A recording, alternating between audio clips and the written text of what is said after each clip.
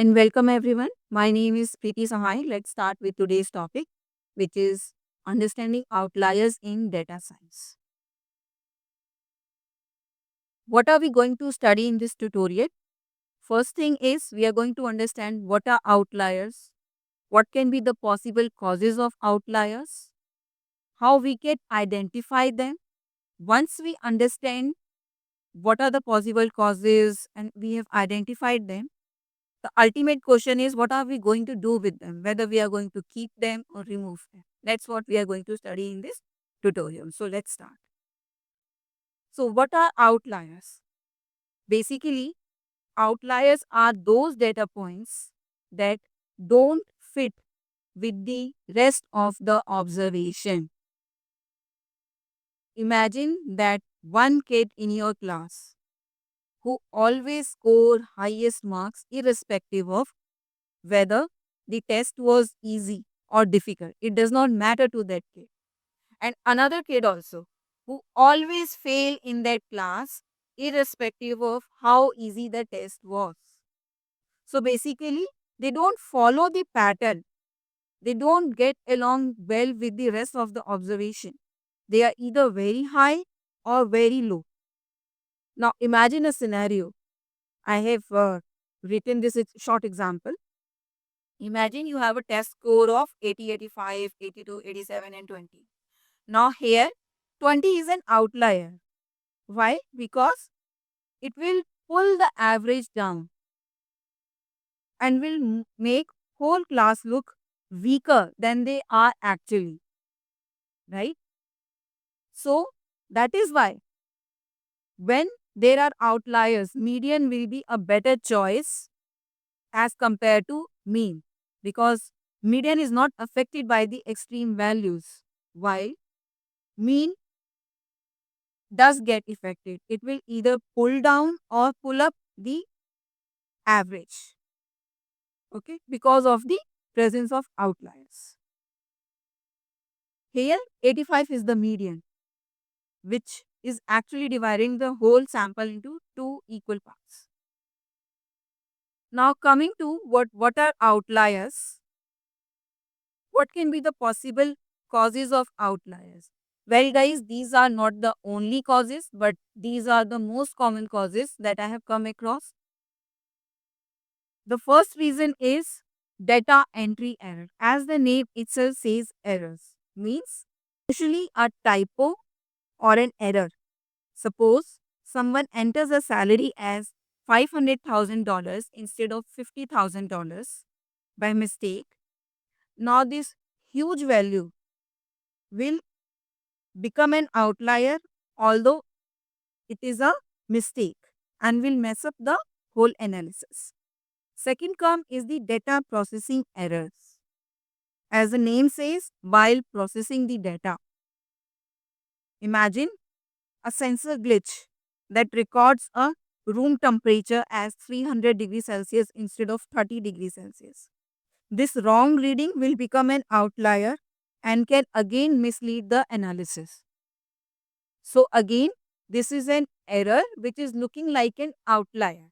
Now the third case, and which is the most important case why we study outliers, what to do with them, is the true outliers. Means these are those outliers that are true and they are actually in our analysis and we need to study them. They are not errors. For example, consider a huge ATM withdrawal of $10,000 where most of the people are withdrawing in the range of $100 to $500. This $10,000 is a real outlier and also reflect a rare event. Why rare? Because everybody does not withdraw such huge amount on day-to-day basis. Maybe the person is going to buy a vehicle or a property, need to pay some installment, or maybe it can be a fraudulent invest case also. It can be a fraudulent incident also. That is something we need to deep dive and understand the possible case. Maybe a storing is waiting for us in such case. So this is something that we need to study in detail. Then next reason is data from multiple populations. Means, let's say if we mix up the data for the income of students and the professionals, what will happen in this case? Students obviously have lower income as compared to the people who are already working, right? So this lower income will look like outliers, but they are the actual observation. Just that we need to make separate features for student and professionals because they belong to different population, two different population. So it is important to check if the observation are coming from a different group or from the same group. So in a nutshell, I will say outliers can be errors. They cannot, maybe they are coming from the different population, or they are the rare events. Understanding the cause help us decide what to do with them, what to do next. Now, before deciding what to do next, let's first understand how to identify outliers. In order to understand outliers, the first method that always comes to my mind, which is the easiest thing that you can do, is make a plot. You can make a histogram, scatter plot, box plot, and look at the data. The data will itself give a clue that whether they are outliers or not in our data. So, this is, for example, here this is just a simple histogram and it shows the overall shape of the data. And here these isolated bars, they are giving us a visual clue that yes, there can be outliers in our data. Same goes with the scatter plot. The points that lie far from the general pattern, they looks like they reflect outliers. Look at these points. They are not following the general trend here. Now, this is just a visual clue that whether there are outliers in our data or not. But when we want to find where are the outliers, the exact point, the best method that comes to my mind is the box plot. One of the best method to spot outliers. It will directly tell us where the outliers are. It will directly point out them. It, it's very simple, and basically it describe the our data points. It will give a summary of our data points in 5 points. We call it as the 5 points data summary. What are those 5 points? It will give us lower bound, upper bound, Q1, Q2 and Q3. Means we calculate the lower bound, we calculate the upper bound, then we also calculate Q1, Q2 and Q3. What is Q1? It is that data point. If we sort the data in ascending order, then Q1 is that data point below which 25% of the observation lies. Q2 is that point below and above which 50% of the data lies. And Q3 is that data point below, above which 25% of the data lie. Below this point, 75% of the observation will be there. So, and how to use this method? Very easy. Simply, first, sort your data in the ascending order. Find Q1 and Q3. In Python, this is just a matter of one simple code. Find Q1 and Q3. Calculate IQR, which we also called as the interquartile range, which is equal to Q3 minus Q1. And then simply, once you calculate Q3 minus Q1, that is IQR, simply calculate lower bound and upper bound. And we say that any point which is lying below the lower bound or above the upper bound are treated as outliers. Very easy to use. Even if you don't have any statistical knowledge, then you can simply use them. Very quick and clean method. It will basically give you a snapshot of your data in one clear picture. Okay. And it's super handy for non-normal data also. If your data is skewed, is not following normal distribution, you can simply use this method without thinking the data follows normal distribution. We say Z-score method is a smart choice. And when do we say the data follows normal distribution? Simply any data where most of the observation cluster around the mean, and basically most of the observation will cluster around the mean, little some observation below, some observation above, and will become less and less frequent as they deviate from the mean. We say that, and they usually gives a bell-shaped curve also. We say that such observations follows normal distribution. And when the observation follows normal distribution, then z-score method becomes a smart choice and very easy also. What do we do here? Basically, we first calculate the mean and the standard deviation. You first calculate mean and standard deviation of the data, and for each observation apply this formula. That is, we are converting each observation into the respective z-score.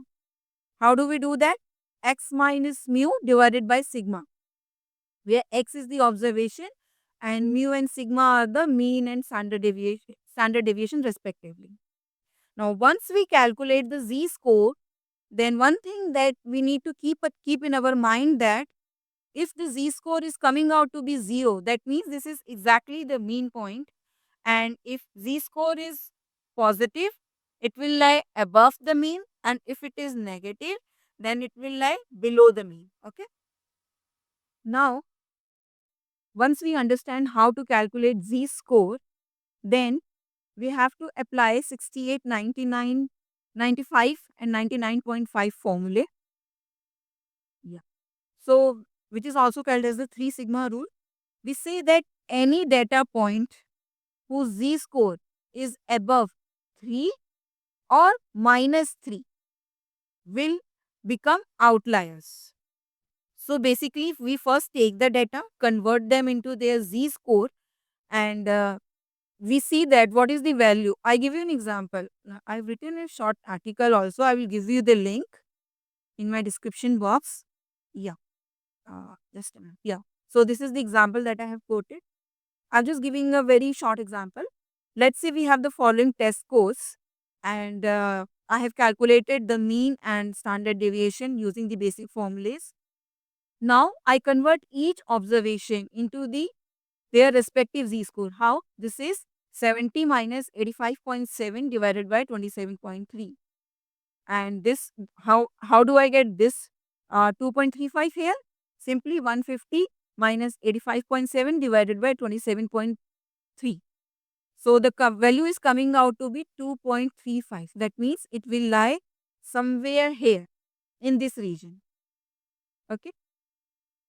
Now this value, we will say that this is not an outlier yet, because we are taking the threshold as 3. You can take as 2.5 or 2 also for the strict decisions, but in general cases we usually take 3. So we see that any z-score whose value is above or minus 3 will become an outlier. For example, here if I convert 150 into 200, then the respective z-score I will get it as 4.19.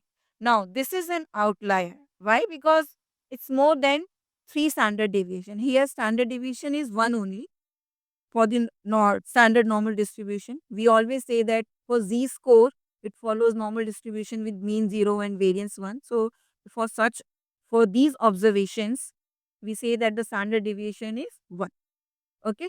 So, now if I change this value to 200, it will become an outlier. But 150 is still not an outlier. Okay. So now that's how we use this method. And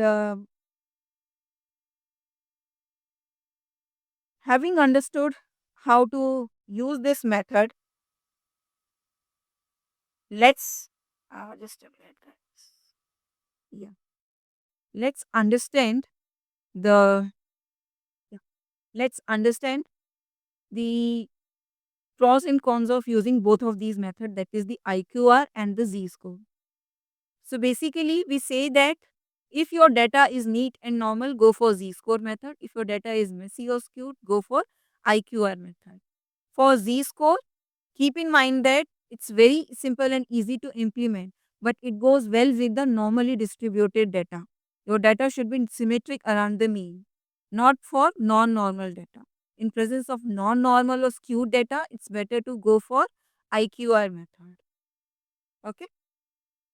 So basically, we start with the simple box plot or z-score, but when data gets messy or large, then we need more advanced methods which can help us dive deeper.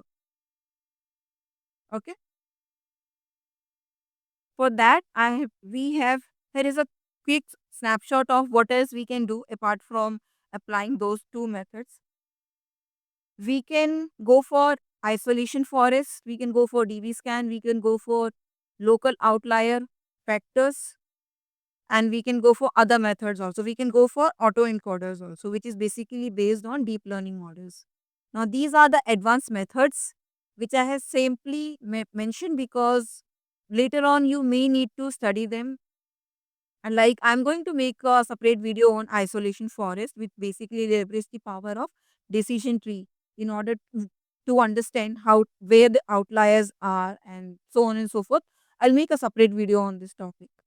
So this is just a quick comparison between box plot and z score, and I'm also telling that if there is a complex or high dimensional data, go for the advanced methods. Okay. Once we know how to spot outliers, next thing to figure out is what to do with them. And for that, we first need to check if it's a mistake or is it something real. Okay. Now, if it's a mistake and it's not causing any important data loss also, right? In such case, what you can do, you can remove those records. But if your data is small and you can't remove those records and you think that there is going to be some loss of the information because data is information, right? In that case, what we can do, we can go to the subject matter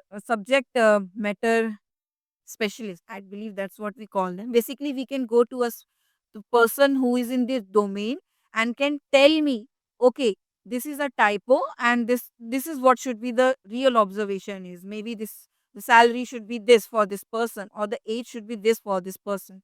And I can rectify such observation, correct them. Now, if it is not possible to correct them and you don't want to delete also, then what we can do, we can treat them as missing values and replace it with something like mean, median, or some other suitable number. It all depends upon the situation. Okay. Now, if let's say you have your some of lot of observations that are looking like outliers, what we can do, simply fetch those outliers, make a different, treat them separately, make a different sample altogether. That's what we can do. Okay. Now, here is a quick summary of what we can do. Basically, first of all, first understand if your data has outliers or not. If you think by, you can simply have a quick visuals like histogram or scatter plot.